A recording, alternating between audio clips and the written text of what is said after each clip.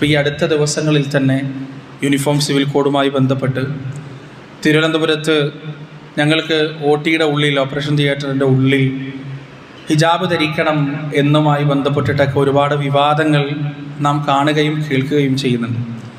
സത്യത്തിൽ ഇതിൻ്റെയൊക്കെ അകക്കാമ്പുകൾ പരിശോധിച്ചാൽ ശരിക്ക് പ്രതികരിക്കാൻ എന്തൊരാവേശമാണെന്നറിയാം. എല്ലാ മതക്കാരും എല്ലാ രാഷ്ട്രീയ പാർട്ടിക്കാരും എവിടെയെങ്കിലും ഒന്നിക്കുന്നുണ്ടെങ്കിൽ അത് ഇസ്ലാമിനെതിരെ അടിക്കാൻ എന്തെങ്കിലും വടി കിട്ടിയാലായിരിക്കും. നമ്മൾ ശ്രദ്ധിച്ചിട്ടുണ്ട് അത്. ഇപ്പോൾ ഈ ഒരു ഹിജാബിൻ്റെ വിഷയം വന്നപ്പോൾ ആരൊക്കെയാണ് പ്രതികരിക്കുന്നത്? ഇന്ന് വരെ മതേതരത്വത്തിൻ്റെ മുഖം മൂടിയിട്ട് വലിയ സംഭവങ്ങളായി സോഷ്യൽ മീഡിയയിൽ തിളങ്ങി നിന്നിരുന്ന ആളുകളൊക്കെ അവരുടെ തനി നിറം കൊണ്ട് പുറത്ത് കാണിക്കാൻ ശരിക്കും അത്ര വലിയ പ്രശ്നമാണോ? അവരാവശ്യപ്പെട്ട ആ ഒരു വിഷയം അത്ര വലിയ പ്രശ്നമാണോ? ലോകത്ത് ലണ്ടനിലും അതുപോലെ തന്നെ അമേരിക്കയിലെ മേയോ ക്ലിനിക്കിലുമെല്ലാം ഹിജാബ് ഇട്ടുകൊണ്ട്, ഡിസ്പോസിബിൾ ഹിജാബ് ഇട്ടുകൊണ്ട് ഓപ്പറേഷൻ തിയേറ്ററുകളിൽ രോഗികളെ പരിചരിക്കാനുള്ള അവസരമുണ്ട്. അതൊക്കെ അവർ കൃത്യമായ പഠനത്തിൻ്റെയും അതുപോലെ മീറ്റിങ്ങുകളുടെയും ചർച്ചകളുടെയും എല്ലാം അവസാനത്തിൽ അവരെടുത്ത തീരുമാനങ്ങളാണ്. ഇന്ന് ലോകം അഡാപ്റ്റ് ചെയ്യുന്ന സിസ്റ്റം ഇൻക്ലൂസിവിറ്റിയാണ്, എല്ലാവരെയും ഉൾക്കൊള്ളുക എന്നതാണ്. ഇപ്പോൾ നോർത്ത് ഇന്ത്യയിൽ തന്നെ പോയാൽ നിങ്ങൾക്ക് സിഖുകാരെ കാണാൻ കഴിയും. അവരുടെ തലപ്പാവിൻ്റെ പുറത്ത് സ്ക്രബ് ധരിച്ചുകൊണ്ട് പ്രൊസീജിയർ ചെയ്യുന്ന ഡോക്ടേഴ്സിനെ കാണാൻ കഴിയും. അതിനൊന്നും പ്രശ്നമില്ല, അതിനൊന്നും ഇവിടെ ആരും സമരം ഉണ്ടാക്കുന്നില്ല, കുഴപ്പമുണ്ടാക്കുന്നില്ല. എന്നാൽ മുസ്ലിങ്ങളിൽപ്പെട്ട ചില ആളുകൾ എന്തെങ്കിലും ആവശ്യം പറയുമ്പോൾ അത് വലിയ അപരാധമായി, വലിയ ഒഫൻസായി മാറുന്ന ഒരു കാലഘട്ടത്തിലാണ് നമ്മൾ ജീവിക്കുന്നത്. അപ്പോൾ നമ്മളിങ്ങനെ ഇതൊക്കെ അവരുടെ തെറ്റാണ്, ഇസ്ലാമിനെതിരെയുള്ള അതൊന്നുമല്ല. ഇതിൻ്റെയൊക്കെ മൂലകാരണം കിടക്കുന്ന ഇവിടെ അറിയോ? നമ്മളാണ് പ്രശ്നം, നമ്മളെ തന്നെയാണ് പ്രശ്നം. ഒരു സംശയമുണ്ട് ആ കാര്യത്തിൽ. എപ്പോഴാണ് ഉമ്മത്തിന് ഇസ്സത്ത് നഷ്ടപ്പെട്ടോ? അത് പ്രിയപ്പെട്ടവരെ, ഈ ഉമ്മത്തിന് അള്ളാഹു കൊടുത്ത അന്തസ്സും ഇസ്സത്തും നഷ്ടപ്പെട്ടു പോയത് എപ്പോഴാണ്? അള്ളാഹു എപ്പോഴാണ് ആ സഹായം, അള്ളാഹുവിൻ്റെ സഹായം റബ്ബ് എപ്പോഴാണ് പിൻവലിക്കുക? ഉഹുദ് യുദ്ധം തന്നെ നമുക്ക് വലിയ മാതൃകയല്ലേ? ഉഹുദ് യുദ്ധത്തിൽ എന്താ സംഭവിച്ചത്? അള്ളാഹുവിൻ്റെ സഹായം ആദ്യം കണ്ട അവസ്ഥയിൽ നിന്ന് നേരെ വൈപരീത്യത്തിലേക്ക് മുസ്ലിം സൈന്യം എടുത്തെറിയപ്പെടാൻ കാരണം എന്താണ്? നബി സല്ലല്ലാഹു അലൈഹി വസല്ലമയുടെ ഒരു കൽപ്പനയോട് കാണിച്ച ചെറിയൊരു മറവിയാണ്. അവർക്ക് സംഭവിച്ച ചെറിയൊരു അബദ്ധമാണ്. അവരോട് റസൂൽ പറഞ്ഞു ജബലുർ റുമാത്തിൽ നിന്ന് താഴേക്ക് ഇറങ്ങാൻ പാടില്ല എന്ന് അവരോട് പറഞ്ഞു. എന്ത് കാരണം കൊണ്ടായാലും അവരത് കുറച്ചു നേരത്തേക്ക് മറന്നുപോയി. അവരാ ജബലുർ റുമാത്തിൽ നിന്ന് താഴേക്ക് ഇറങ്ങി ഇരച്ചു വന്ന ഖാലിദ് ബിൻ വലീദിന്റെ നേതൃത്വത്തിലുള്ള കുതിരപ്പടയാളികൾ അവരെ പിന്നിൽ നിന്ന് ആക്രമിച്ചു. 70 സ്വഹാബികളാണ് അന്ന് നഷ്ടപ്പെട്ടു പോയത്. അന്ന് ആ ഒരു മറവി കാരണം അള്ളാഹുവിന്റെ സഹായം പിൻവലിഞ്ഞു എങ്കിൽ ഇന്ന് ഹിജാബിന്റെ വിഷയത്തിലോ യൂണിഫോം സിവിൽ കോഡിന്റെ വിഷയത്തിലോ മറ്റേത് വിഷയത്തിലോ മുസ്ലിം ഉമ്മത്ത് ക്രൂശിക്കപ്പെടുന്ന നിങ്ങൾ കാണുകയാണെങ്കിൽ നിങ്ങൾ മനസ്സിലാക്കിക്കോ, അതിന് മറ്റാരെയും പഴിക്കേണ്ട ആവശ്യമില്ല. ആരെയും പഴിക്കണ്ട, സ്വന്തത്തെ മാത്രം പഴിച്ചാൽ മതി. സ്വന്തത്തെ മാത്രം കുറ്റം. നമ്മൾ നന്നാവുക, നമ്മൾ ശരിക്ക് ഇസ്ലാമിന്റെ ആളുകളായി അതിന്റെ പ്രതീകങ്ങളായി മാറാം. സൂറത്തുൽ ഹജ്ജിന്റെ 55-ാമത്തെ ആയത്തിൽ അല്ലാഹു സുബ്ഹാനഹു വ തആല നൽകുന്ന 3 വാഗ്ദാനങ്ങൾ ഉണ്ടല്ലോ. നമ്മുടെ സമ്മേളനം നടക്കുന്നതിന് മുന്നേ എല്ലാ വേദികളിലും മിമ്പറുകളിലും സജീവ ചർച്ചയായ ഒരായത്താണത്. അല്ലാഹു സുബ്ഹാനഹു വ തആല പറഞ്ഞു, വഅദല്ലാഹുല്ലദീന ആമനൂ മിൻകും വഅമിലുസ് സ്വാലിഹാത്ത്.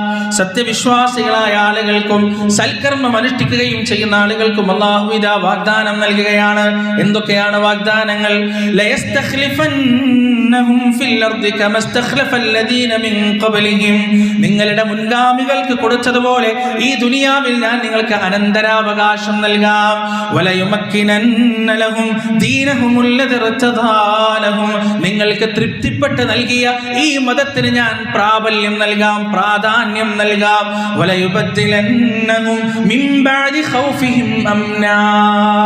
നിങ്ങളുടെ ഭയപ്പാടിന് ശേഷം, ഭയവിഹ്വലതകൾക്ക് ശേഷം നിർഭയത്വത്തിലേക്ക് ഞാൻ നിങ്ങളെ അണച്ചു ചേർക്കാം. നിങ്ങൾക്ക് ഞാൻ അമ്ന് നൽകാം, നിർഭയത്വം നൽകാം. 3 വാഗ്ദാനങ്ങളാണ് അല്ലാഹു പറഞ്ഞത്.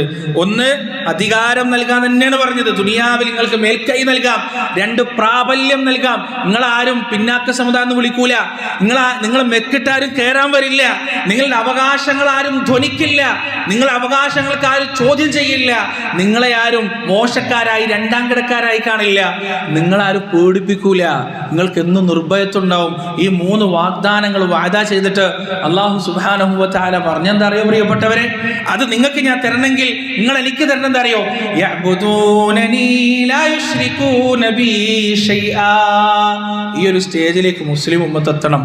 യഅ്ബുദൂനനി ലാ യുശ്രികൂന ബി ഷൈആ, എന്നിൽ ഒന്നിനെയും പങ്കു ചേർക്കാതെ എന്നെ ആരാധിക്കുന്ന ഒരവസ്ഥാവിശേഷത്തിലേക്ക്, എന്നെ മാത്രം ഇബാദത്തിൽ ഉൾപ്പെടുത്തുന്ന ഒരവസ്ഥാവിശേഷത്തിലേക്ക് മുസ്ലിം ഉമ്മത്ത് വന്നാൽ ഈ പറഞ്ഞ സംഗതികളെല്ലാം ഞാൻ അവർക്ക് നൽകും എന്ന് അള്ളാഹുവിൻ്റെ വാദയാണ്.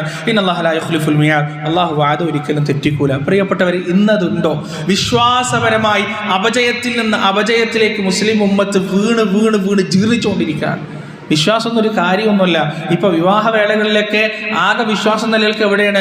നിക്കാഹിൻ്റെ സമയത്ത് ഉസ്താദ് വന്നിട്ട് ഇലാ ഹദ്റത്ത് റൂഹി നബീന എന്ന് വിളിച്ച് ഒരു ഫാത്തിയും 3 ഖുല്ലല്ലാഹും 3 ഖുൽ റബ്ബിൽ ഫലക്കും ഖുൽ റബ്ബിൻ നാസ് ഓതി ഒരു ദുആയും പാസാക്കിയാൽ ആ 5-10 മിനിറ്റിൽ മാത്രം ഒതുങ്ങി നിൽക്കുന്നതാണ് വിവാഹ പന്തലുകളിലെ മുസ്ലിങ്ങളുടെ ദീന്. മക്കൾക്ക് സ്ഥാപനങ്ങൾ തിരയുമ്പോൾ എവിടെയാണ് ദീന് പരിഗണിക്കുന്നത്? എവിടെയാണ് ദീന് പരിഗണിക്കുന്നത്? നിങ്ങൾക്കറിയോ? കേരളത്തിൽ നിന്ന് ഈ സജീവ തൗഹീദ് പ്രവർത്തകരുടെ കുടുംബങ്ങളിൽ നിന്ന് പോലും മംഗലാപുരം ഭാഗങ്ങളിലേക്കൊക്കെ പഠിക്കാൻ പോകുന്ന കുട്ടികൾ ട്രെയിനിൻ്റെ ഉള്ളിൽ കയറിയിട്ട് കേരളത്തിൻ്റെ ബോർഡർ കടന്നു കഴിഞ്ഞാൽ തട്ടോ അഴിച്ച് പർദ്ദയഴിച്ച് നമ്മുടെ മക്കളാണോ എന്ന് പോലും തിരിച്ചറിയാത്ത രൂപത്തിലേക്ക് കോലവും വേഷവും സ്വഭാവവും സംസ്കാരവും മാറുമ്പോൾ അതൊന്നൊരു പ്രശ്നമല്ല. ദുനിയാവ് കിട്ടിയാൽ മതി, എൻ്റെ മോള് ഡോക്ടറായാൽ മതി, ബിടെക്കായാൽ മതി, ഓക്ക് വേറെ എന്തില്ലെങ്കിലും പ്രശ്നമില്ല എന്നൊരു നിലപാടിലേക്ക് മുസ്ലിം ഉമ്മത്തെത്തി. എന്നിട്ട് ഇങ്ങനെ കരയുക. മറ്റു സമുദായങ്ങളെ പോലെയല്ല പ്രിയപ്പെട്ടവരെ. മറ്റു സമുദായങ്ങൾക്ക് അവർ മതം അനുഷ്ഠിച്ചാലും ഇല്ലെങ്കിലും അവർക്ക് കൊടുക്കേണ്ട വർഷം കൊടുക്കും. അവർക്കൊന്നും അള്ളാഹ് നിഷേധിക്കൂല. കാരണം അവർക്കുള്ളതാണ് ദുനിയാവ്. ദുനിയാവ് അവർക്കുള്ളതാണ്. എന്നാൽ മുസ്ലിം ഉമ്മത്ത് അതുപോലല്ല. മതം അനുഷ്ഠിക്കേണ്ടിടത്ത്, വിശ്വാസം ക്ലിയർ ആക്കേണ്ടിടത്ത് വിശ്വാസം ക്ലിയർ ആക്കാതിരുന്നാൽ, അനുഷ്ഠിക്കാതിരുന്നാൽ തീർച്ചയായും വലിയ പരീക്ഷണങ്ങൾക്ക് ഈ ഉമ്മത്ത് വിധേയാവും. അതാണിന്ന് കണ്ടുകൊണ്ടിരിക്കുന്നത്. ഭരണാധികാരികളിൽ നിന്ന്, മറ്റു സഹോദര സമുദായങ്ങളിൽ നിന്നെല്ലാം ഉണ്ടാകുന്ന ഈ ആക്രമണങ്ങൾ ഉണ്ടല്ലോ, നമ്മളെ കൊണ്ട് നാമായിട്ട് വരുത്തി വെക്കുന്ന സംഗതിയാണെന്ന് നമ്മൾ മനസ്സിലാക്കുക. അതുകൊണ്ട് നമ്മളിങ്ങനെ മറ്റുള്ളവരെ കുറ്റം പറഞ്ഞ് സംഘികളാണ്, ദ്രോഹികളാണ് എന്നൊക്കെ പറയുന്ന അതൊക്കെ ഒരു വസ്തുതയായിരിക്കും. പക്ഷേ അതൊക്കെ പറയുന്നതിൻ്റെ അപ്പുറത്ത് സ്വന്തം ജീവിതങ്ങളിലേക്ക് പരിവർത്തനം വരുത്താൻ, നാട് നന്നാക്കാനല്ല, നാട് നന്നാക്കുന്നതിന് മുന്നേ സ്വന്തം വ്യക്തി ജീവിതം നന്നാക്കാൻ, സ്വന്തം കുടുംബത്തിൻ്റെ ഉള്ളിൽ നന്നാക്കാൻ, അവിടെ ഇസ്ലാമിനെ കൊണ്ടുവരാൻ, ദീനിനെ കൊണ്ടുവരാൻ. എൻ്റെ മക്കൾക്ക് ഞാൻ കൊടുക്കുന്ന ദീനായിരിക്കണം. എൻ്റെ മക്കൾ സ്വീകരിക്കുന്ന ദീനായിരിക്കണം എന്ന് ഉറപ്പൊന്നുമില്ല.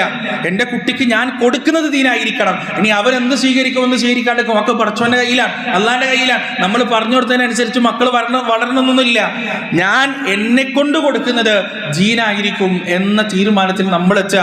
10 വയസ്സ് കഴിഞ്ഞ എൻ്റെ കുട്ടി ഞാൻ പള്ളിയിലേക്ക് സുബഹിക്ക് വരുമ്പോൾ വീട്ടിൽ കിടന്നുറങ്ങൂല എന്ന തീരുമാനം ബാപ്പ എടുക്കുക, എന്ന തീരുമാനം ഉമ്മ എടുക്കുക. മക്കളോട് നിസ്കരിക്കാൻ പറയുക, മക്കൾക്ക് വിശ്വാസത്തെ കുറിച്ച് പറഞ്ഞു കൊടുക്കുക, ഇസ്ലാമിനെ കുറിച്ച് ഒരു അഭിമാനബോധം അവരുടെ മനസ്സിലുണ്ടായി കൊടുക്കുക. എന്നിട്ട് അങ്ങനെ ഒരു തലമുറയെ നമുക്ക് വാർത്തെടുക്കാൻ കഴിഞ്ഞാൽ ഈ പറഞ്ഞ ഇസ്സത്ത് അല്ലാഹു സുബ്ഹാനഹു വ തആല ആ തലമുറക്ക് തിരിച്ചു കൊടുക്കും. അല്ലാഹു അനുഗ്രഹിക്കട്ടെ. മുസ്ലിം ഉമ്മത്തിൻ്റെ ഇസ്സത്തും അന്തസ്സും റബ്ബ് സുബ്ഹാനഹു വ തആല തിരിച്ചു കൊടുക്കുകയും ചെയ്യുമാറാകട്ടെ. പ്രിയപ്പെട്ടവരെ, ഒരു പ്രധാന കാര്യം ഉണർത്താനുള്ളത്, നമ്മൾ 1-2 ആഴ്ച മുമ്പ് ഈ മിമ്പറിൽ വെച്ച് നമ്മുടെ അഴീക്കോടുള്ള മൂന്നരത്തുള്ള പുതിയങ്ങാടി സ്വദേശിനിയായ, അതുപോലെ മൂന്നരത്ത് സ്വദേശിയായ ഒരു ഉമ്മയുടെയും വാപ്പയുടെയും 3 വയസ്സുള്ള മകന് വേണ്ടിയിട്ട് ബ്ലഡ് ക്യാൻസർ ബാധിച്ച് അവൻ്റെ മജ്ജ മാറ്റിവെക്കൽ ശസ്ത്രക്രിയ നടത്തുന്നതിന് വേണ്ടി നമ്മൾ ഈ പള്ളിയിലടക്കം പിരിവ് നടത്തിയിരുന്നു.